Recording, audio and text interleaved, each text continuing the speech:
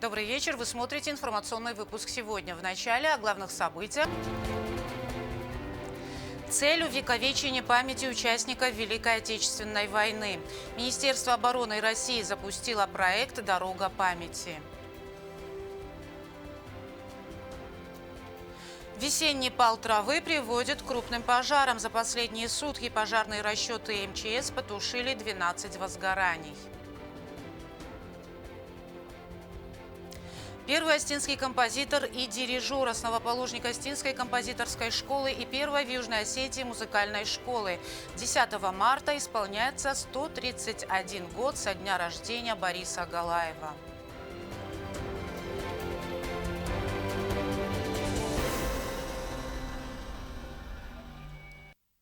Министерством обороны Российской Федерации с целью собрать как можно больше материала о бойцах Великой Отечественной создан проект «Дорога памяти». Проект нацелен на сбор десятков миллионов фотографий, которые войдут в мультимедийную галерею. Принять участие сможет любой желающий из нашей республики. О правилах узнавала Роза Тедеева. Министерство обороны Российской Федерации запустило грандиозный проект «Дорога памяти». Центральный музей вооруженных сил с целью увековечения памяти всех участников Великой Отечественной войны начал сбор информации о фронтовиках и работниках оборонных предприятий, партизанах, военных корреспондентах, всех тех, кто ковал победу и трудился для фронта. Главная задача – собрать как можно больше материала. Проект объединит десятки миллионов фотографий. Они войдут в мультимедийную галерею «Дорога памяти». Посредством участия в проекте есть возможность увековечить имена фронтовиков и защитников Родины, выходцев из Южной Осетии. В нашей семье, как и во многих, тоже есть свой герой, участник Великой Отечественной войны. Это брат моей бабушки, Иван Кудоев. Он пропал без вести. Последний раз, по имеющейся у нас информации, его видели в Польше. Министерство обороны России запустило большой проект, куда надо отправить фото ветерана. И я хочу отправить фото Ивана Кудоева, чтобы его фотографию выставили в музее. Принять участие в уникальном проекте может каждый для того, чтобы фотографии и данные об участниках Великой Отечественной войны попали в экспозицию Музея вооруженных сил. Необходимо лишь загрузить информационные материалы на сайт «Дорога памяти». Подвиг героев не должен быть забыт, поэтому я решила отправить фотографию и данные своего деда, ветерана Великой Отечественной войны, на сайт «Дорога памяти». Для этого всего лишь надо зайти на официальный сайт Министерства обороны Российской Федерации, загрузить фотографию в специальном разделе, а также заполнить.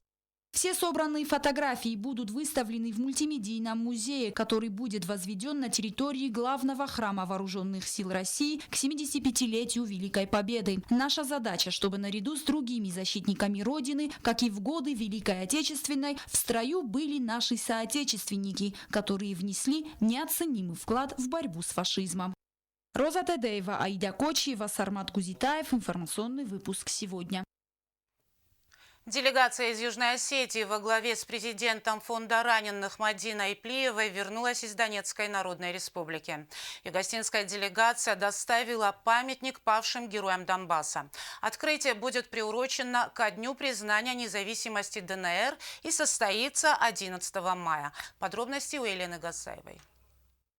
В Донецке появится памятник павшим героям Донбасса. Он был изготовлен в Южной Осетии и доставлен в Донецкую Народную Республику на прошлой неделе. В Братскую Республику выехала делегация во главе с президентом фонда раненых Мадиной Плиевой, где прошли встречи с руководством Донецка. В первую очередь делегацию принял глава ДНР Денис Пушилин. Учащиеся кадетской школы поприветствовали гостей из Южной Осетии торжественной маршировкой. Во время визита они посетили памятники и мемориалы павших героев, возложили венки. В эти дни прозвучало много теплых и добрых слов в адрес юго-осетинского народа. Нас очень радушно приняли. Мы посетили кадетскую школу имени Захарченко, встретились с учениками и преподавателями. Также возложили цветы и венки к памятнику Александра Захарченко. После нашу делегацию принял Денис Пушилин. В своем выступлении он отметил, что дружеские отношения между нашими народами будут и дальше крепнуть и развиваться. По словам Мадины Плиевой, их инициативу поддержал глава государства Анатолий Бибилов. На изготовление памятника павшим героям из президентского республиканского фонда были выделены денежные средства. Мадина Плиева выразила слова благодарности министру обороны Ибрагиму Гассееву. Оборонное ведомство выделило помощь в виде обмундирования, армейских пайков и минеральной воды Багиата. В Донецке югостинская делегация побывала в республиканской больнице. Когда мы обратились к президенту Анатолию Бибилову, он всесторонне поддерживал нашу инициативу. В Донецке мы побывали еще и в больнице, встретились с бойцами, передали им подарки, привезенные из Южной Осетии. По словам Мадины Плиевой, следующий визит в Донецкую Народную Республику планируется в начале мая. Открытие памятника павшим героям будет приурочен ко Дню признания независимости Донецкой Народной Республики 11 мая. Елена Газаева, Заур Ростаев, информационный выпуск «Сегодня». В продолжение нашей рубрики. В этом году геноциду югостинского народа исполняется 100 лет. К этой дате в республике приурочены различные мероприятия. Предлагаем вашему вниманию воспоминания граждан, которые подверглись гонениям со стороны Грузии. И хотя прошли десятки лет, трагические события навсегда запечатлены в их памяти. В 1920 году Грузия как никогда близко подобралась к своей исторической цели по уничтожению осетинского народа. Десятки тысяч беженцев, убитых, сотни без вести пропавших. В надежде спасти своих детей многие приняли решение переселиться в Северную Осетию. Среди них была и семья Сони Макоевой из Зауского района. Соне уже 95 лет, но трагические события столетней давности прочно сохранились в памяти. О том, что происходило с южными осетинами, Соне рассказывали родители. Она родилась через 5 лет после тех ужасающих событий. Семье Макоевых, как и тысячи осетинам, пришлось покинуть родную землю. Как рассказывает Соня, на тот момент самой младшей в семье было 6 месяцев. Через гору Зикара они уходили в Северную Осетию. Позже родители вспоминали, что по дороге на север Осетии их уговаривали бросить 6-месячного ребенка. Несмотря на все упреки и советы избавиться от грудного ребенка, чтобы он не доставлял неудобств, перебираясь по горной дороге, моя мама сохранила жизнь сестре. Она оказалась крепким ребенком, сильнее обстоятельств. Мой отец содержал крупный рогатый скот, но в один миг мы остались ни с чем. Грузины нам ничего не оставили. В этой нечеловечной кровавой операции против осетинского народа, именуемой геноцид, погибли десятки тысяч людей. По словам Сони, один из ее старших братьев часто рассказывал о событиях 1920 года. Грузины грабили, избивали, истязали ни в чем не повинных людей только за то, что они были осетины. Не обошли стороной они и брата Сони. Грузины подкараулили моего брата, хотели взять его в плен, но он быстро среагировал, и ему удалось скрыться от них. В этом ему помогли и местные ребята. Как он потом рассказывал, грузины не раз предпринимали попытки его убийства. К сожалению, сегодня не осталось в живых свидетелей преступлений со стороны грузинского меньшевистского правительства. Но ни в коем случае мы не должны допускать исторического беспамятства. Поколения должны знать, через что пришлось пройти, чтобы сохраниться как этнос. По рассказам моей мамы, в поисках убежища и спасения они преодолевали долгий и очень трудный путь. По горным и снежным вершинам они добрались до Зарамега, и там начали обустраиваться. Жили бедно, отец делал изделия из дерева. По возвращении в Южную Осетию необходимо было строить жизнь заново. Дома были сожжены, все имущество, скот были разграблены. На родину семья матери вернулась через 9 месяцев. Когда они приехали, все их нажитое хозяйство было полностью уничтожено. В их доме располагался штаб грузин, после чего они его сожгли. Стремление Грузии уничтожить Юг Осетии – исторический факт. Об этом не может быть никаких сомнений. И в год памяти нам необходимо сделать все возможное, чтобы донести правду о геноциде осетинского народа до всего мирового сообщества. Анжела Кукоева, Аида Кочева, Фатима Кумаритова. Информационный выпуск «Сегодня». Неприятно, но факт. Поджоги сухостоя с наступлением весны продолжаются, а это приводит к пожарам. За несколько суток сотрудниками МЧС ликвидировано 12 возгораний. Многократные обращения спасателей остаются неуслышанными.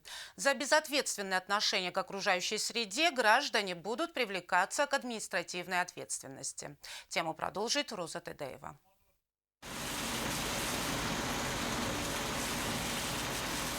За последние сутки пожарные расчеты МЧС Южной Осетии потушили 12 возгораний, и в каждом случае пламя охватило большие территории, а также лесные массивы. Неоднократные обращения МЧС Южной Осетии остаются неуслышанными нашими гражданами. Поджоги сухостоя продолжаются. Накануне в Знаурском районе в селах Циндар и Саукакау-Азуат снялись, были задействованы все пожарные расчеты этого района. Практически целый день пожарные тушили возгорание и в селе Монастырь. Аналогичная ситуация в селах Сарабук, Дмени, Стихрев, Ход, Курта, Абрев. Еще одно возгорание произошло и на улице Гафеза в городе Цхинвал, где безответственные граждане подожгли траву. Огонь перекинулся на сарай, хозяйственная постройка полностью сгорела. Безответственное отношение к этому процессу создает такие условия, что огонь распространяется на большие площади, доходит до жилых домов, уходит в леса, и это создает нам очень большие проблемы. Если на полях мы еще можем работать и тушить водой, то когда огонь уходит в лесную полосу, в лес, то там приходится тушить уже ручными инструментами, и это создает большие проблемы нам, потому что уже не хватает людей, мы прилегаем в свободные сферы от работы, и техника туда не подходит, и приходится тушить вручную. Все компетентные структуры должны противостоять халатности граждан. Необходимо проводить разъяснительную работу на местах с привлечением сотрудников МВД. С жителями должны работать и руководители районных и сельских администраций. Сотрудники отдела пожарной безопасности сегодня проводят работу в Лениногорском районе, профилактические беседы с местным населением. И я призываю глав сельских советов, глав районов помочь нам в проведении вот этих профилактических бесед с людьми, с предостережением о том, чтобы аккуратнее они убирали свои участки. Также мы очень надеемся, что нам помогут и сотрудники МВД, в частности участковые. Они больше работают с местным населением, они знают людей, и очень надеемся на их помощь, что они тоже будут вести эти профилактические беседы с местным населением. МЧС Южной Осетии еще раз призывает граждан не поджигать сухую траву, в особенности близко к жилым домам. Помните, что пожарные расчеты не всегда могут успеть. Не подвергайте себя и окружающих риску. Еще раз обращаюсь ко всем жителям Республики Южной Осетии, а особенно проживающим в сельской местности.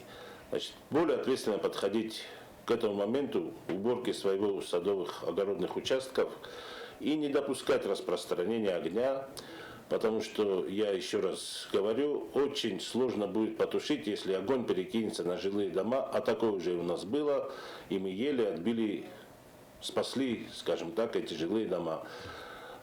Случаи были, что и машины горели, в данном случае тоже из-за безответственного поведения людей. Халатное и безответственное отношение к окружающей среде, несоблюдение правил безопасности при обращении с огнем. Только за последнюю неделю зафиксировано более 70 пожаров и возгораний. Спасательное ведомство предупреждает граждан нашей республики: лица, намеренно поджигающие сухую траву, будут выявляться и привлекаться к административной ответственности. Роза Тедеева, Александр Икаев. Информационный выпуск сегодня. Сотрудники ЖЭК столичной администрации проводят работы по замене электрических проводок в подъездах муниципальных домов. Решение о проведении ремонта в конкретной многоэтажке принимается на основании планового осмотра или же обращения от граждан. Подробности расскажет Оксана Дюева. ЖЭК администрации города Цхинвал проводит работы по ремонту подъездов муниципальных домов. Специалисты проводят комплексный ремонт. Необходимым условием комфортного проживания жильцов является качественное освещение в подъездах. Поэтому работники ЖЭК меняют электрические проводки на новые. Устанавливают на каждом этаже осветительные приборы. Долгие годы подобного рода работы не проводились. Подъезды практически во всех многоэтажках находились в плохом состоянии. Обваливалась штукатурка, на многих лестничных пролетах отсутствовали перила. Как мы знаем, ЖЭК занимается обслуживанием муниципального жилого фонда, то есть их обслуживанием. В это входит там обслуживание инженерных сетей, кровель, также замена подъездных окон и технический вариант вот этих работ. Как отметили в ЖЭК, решение о проведении ремонта в конкретном доме принимается на основании планового осмотра или же обращений граждан. Кроме приведения в надлежащий вид подъездов, работники ЖЭК заменяют внутриподвальные инженерные сети, которые также долгие годы не менялись. Зачастую подвалы заполнялись водой, что, несомненно, создавало большие неудобства жильцам. Буквально недавно, вот по поручению это уже нашего начальника, который обошел проблемные районы, были заменены окна в многоквартирном жилом доме по улице Сталина 102, то есть подъездное остекление. Дальше в этом направлении ведутся работы. Конкретно вот сегодня были сделаны замеры в жилом доме по улице Целинников 17, и буквально уже вот на днях там тоже будут заменены окна. Также выезжаем по авариям, то есть меняем водопроводные трубы, канализационные трубы, вот где есть проблемы в жилых домах тоже. Обращений от граждан много, поэтому в столичной администрации заверили, что работы по приведению в порядок подъездов будут продолжены. Оксана Джоева, Геннадий Мамитов, Арсен Гассиев, ГТРК ИР. Информационный выпуск сегодня. Сегодня в России отмечается День архивного работника. Югостинский государственный архив был создан в 1926 году. С тех пор они хранители множества информации. На сегодняшний день, как отмечают сами сотрудники, отсутствие специалистов сказывается на работе. Существует и нехватка сервера для хранения информации. Но это не повод для того, чтобы не поздравить представителей этой нужной профессии с их праздником.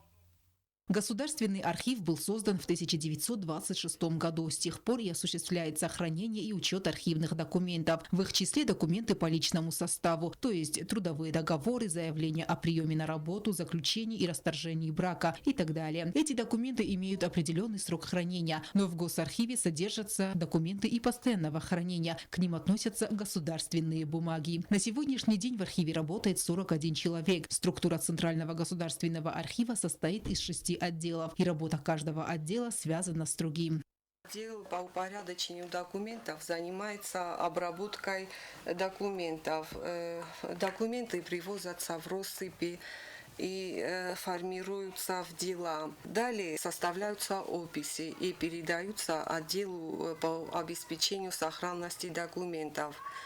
Данный отдел ставят шифры, коды на каждом деле, чтобы в дальнейшем было легче находить ту или иную информацию. Впоследствии работники отдела справок на основании вот этих документов выдают архивные справки, архивные копии. Начальник архивного управления Хитак Таттаев отметил, что в год к ним обращаются около 1000 человек. Это в основном люди пенсионного возраста, которые хотят получить справки, чтобы оформить пенсии. Обращаются и различные организации. Среди сотрудников есть люди, которые в течение 40 лет работают в архиве. Джулета Ростомова, Нателла Сюкаева. Интересен тот факт, что в хранилищах по личному составу хранится информация о человеке, начиная с рождения, где учился, сведения о его успеваемости, где работал, и так до самой старости. Конечно, есть определенные проблемы, например, нехватка специалистов.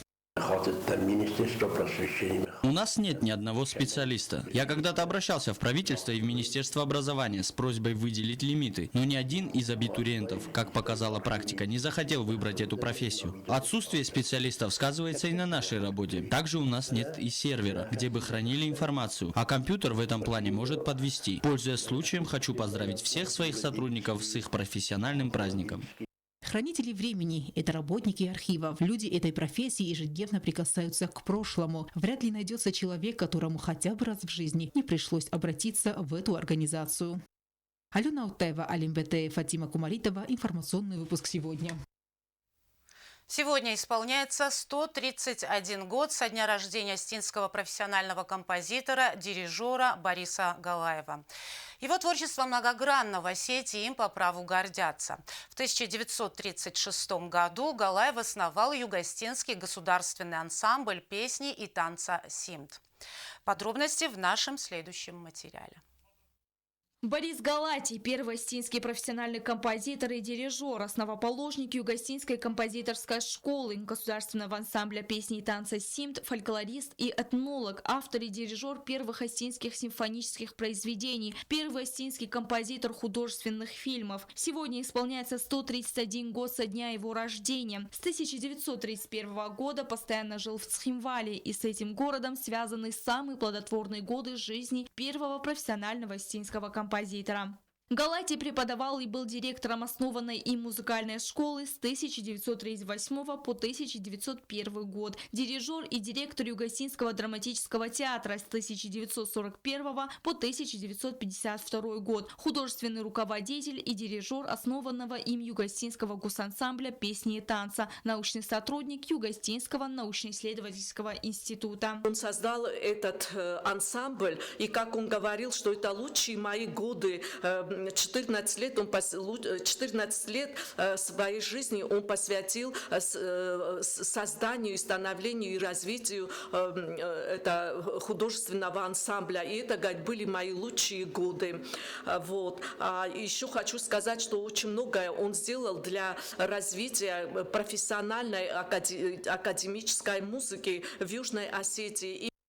Творчество Галатия многогранно. Основатель композиторской и музыкальной школы Юго-Осетии. В 1936 году им был создан Юго-Осетинский государственный ансамбль песни и танца «Симт». Руководил народным хором, а также театральным и духовыми оркестрами. Автор музыки к кинофильмам «Фатима» и «Советская Осетия», театральной музыкальной комедии «Жених» и оперной драмы «Нарта Батрац», музыки ко многим спектаклям Юго-Осетинского государственного драматического театра имени Костахи Тагурова. Этот труд не имеет аналогов в советской фольклористике, в советской кавказской фольклористике. И с аннотациями Васо, Абаева, более 100 произведений, обработанных Борисом Александровичем Галаевым, вошло в эту монографию.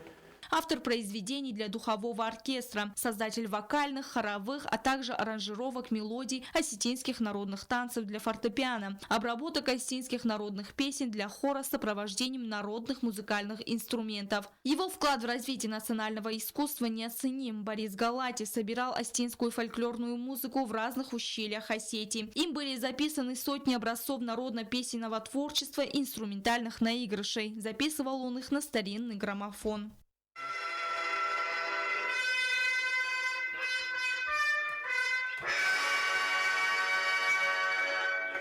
В 1948 году был издан его сборник «Остинский музыкальный фольклор», а в 1964 году фундаментальный труд сборник «Осетинские народные песни». Борис Александрович был также и профессиональным фотографом. Его научные работы открыли первую страницу в изучении остинского народного музыкального творчества. Ему принадлежит большая заслуга и в воспитании музыкальных кадров Южной Осетии. Сегодня постепенно восстанавливается дом-музей Галатии. Сюда может прийти каждый желающий и познакомиться с творчеством великого композитора. Каждый четверг здесь проходят четверги Бориса Галатии. Сюда собираются близкие и родные композитора. Делается все возможное, чтобы имя Бориса Галатии передавалось из поколения в поколение. Стелла Бязарова, Регина Черткоева, Фатима Кумаритова. Информационный выпуск сегодня. Далее узнаем прогноз погоды на завтра.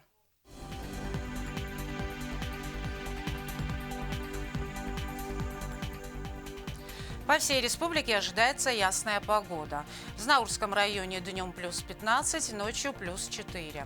В Тавском районе днем плюс 15, ночью плюс 2. В городе Квайса днем плюс 12, ночью плюс 5.